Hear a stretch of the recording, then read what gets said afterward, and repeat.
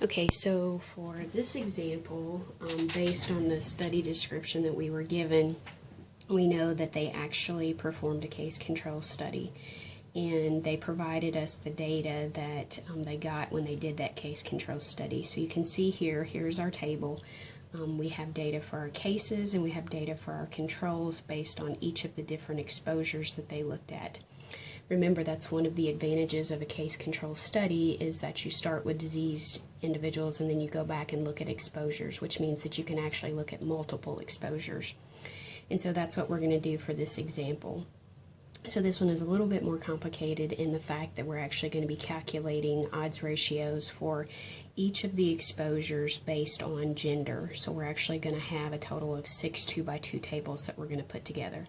So we're going to break the data out by men and women accordingly, and then look and see which exposures have the greatest risk, or not rather risk, but the greatest odds of the outcome based on the gender. So we're going to divide it into men and women. So let's go ahead and get it set up. So we're going to look at men and we're going to look at women. Okay. So now again, because this is a case control study, of course our outcome is the disease, which would be cancer, and our exposures are the different items listed in the table. So we're going to go ahead and set up our 2x2 tables for each category. So I'm going to go ahead and set those up. So again, our outcome is going to be cancer, and so this column will be our cases, this column will be our controls. And we're going to look at alcohol first, and then we're going to look at vegetarian diet. So again, these are our cases, our controls, vegetarian diet versus not. And then lastly, we're going to look at cigarette usage. Same setup. Okay, and so we're going to do it for the men first, and then we'll do the women. So essentially, what we need to do is just look at these two columns of data to fill in our 2x2 tables. So if we ignore the columns for women, the data that they have according to the gender, then you can see for men, for alcohol exposure, there are 195 men who had cancer and 280 controls. So those are individuals who did not have the outcome.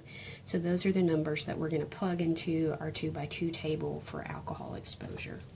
So 195 will go here and 280 will go here.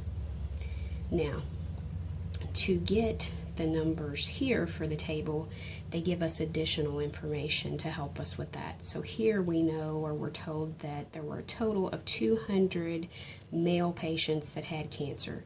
So for this column, we know that the total should be 210. And then we also know that for our controls, the number should be 310. So if we subtract 210 from 195, we should come up with this number, which will be 15. And if we subtract 310 from 280, we get 30. Now what we want to do is actually calculate the odds ratio. So in doing that, remember that the odds ratio is the cross product of your cells. So to get the odds ratio for alcohol, we would take 195 times 30 and then divide it by 280 times 15. And if we do that, we come up with an odds ratio of 1.4 for alcohol exposure. Now again, we're going to do that exact same thing for the other exposure variables. So we're going to look at vegetarian diet. So again, if we ignore these columns and look at just the data for men, we see that there were 150 individuals that actually had cancer that chose a vegetarian diet versus 240 controls. So again, that 150 would go here, the 240 would go here. If we subtract the 210 from 150, we should get 60 here. 310 from 240, we'll get 70 here. If we calculate the odds ratio, which is the cross product,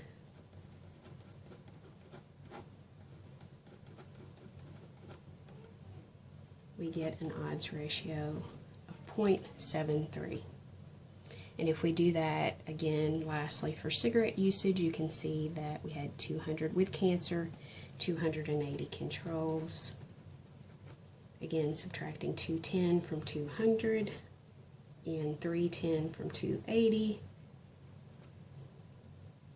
Again, calculating our odds ratio, we get 2.2. Now, looking at the odds ratios for men, what can you tell me about the exposures? So it clearly appears that cigarette usage has the greatest association with the outcome for men, at least, right?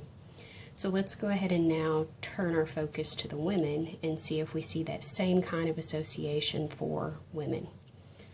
So we're going to do the exact same thing that we just did for the men, for the women. So let's go ahead and set up our 2x2 tables again.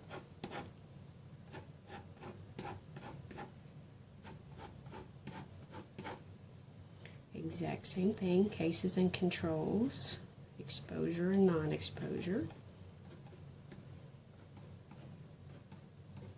And this one will be for alcohol, vegetarian diet, and cigarette usage, just like with the males.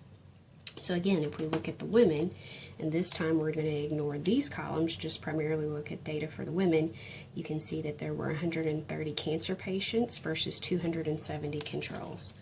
So if we plug that data in to the table, and then for females, we're given the information that there were 160 total that had cancer. So we know that that should be 160, and again for controls, the total was 310. So if we subtract 160 from 130, we should get 30. If we take 310 minus 270, we should get 40. And if we calculate our odds ratio for women for alcohol exposure, we should get 0.64. Doing the same thing for vegetarian diet, we take 110 and 235 and then subtract.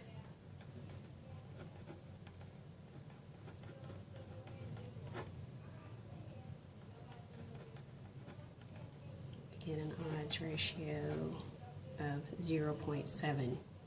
And lastly, for cigarette usage, do the math and calculate the odds ratio. We get an odds ratio of 3.6. Look at that. So it appears that for women as well, the greatest association is with cigarette usage. Now I do want to point out one additional thing with this study. You'll see that for vegetarian diet, both men and women had an odds ratio of less than 1. And if you'll recall from our homework and our assignments that anything less than 1 could be considered a protective factor. So it appears in this population at least that having a vegetarian diet may actually protect you from colon cancer. So again, not only do you need to be able to do these calculations, but also to determine what the greatest association is once you calculate your odds ratios, and if there is a protective factor, then you need to note that as well.